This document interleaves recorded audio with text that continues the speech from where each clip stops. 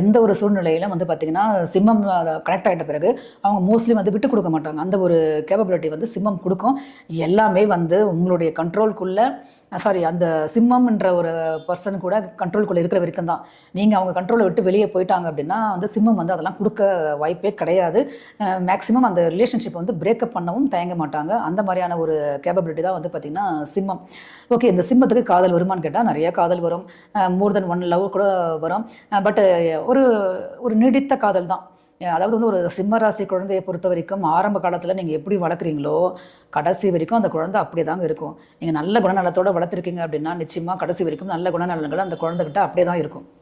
அதே மாதிரி ஒரு கெட்ட பண்புகளோடு அந்த குழந்தை வளர்ந்துடுச்சுன்னா கடைசி வரைக்கும் வந்து தன்னை மாற்றிக்க மாட்டாங்க. அதுக்கு மெயின் காரணம் என்னன்னு பார்த்தீங்கன்னா, இப்போ வந்து நிறைய சில பேருக்கு வந்து வாழ்க்கையில் வந்து ஏற்ற ரகங்கள்லாம் வரும்பொழுது சில தவறுகளோ பிரச்சனைகள் ஏற்படும் பொழுது அதுலேருந்து பாடம் கற்றுக்கிட்டு அவங்க என்ன பண்ணுவாங்கன்னா தன்னை வந்து நிறைய மாற்றிப்பாங்க பெரும்பாலானவர்.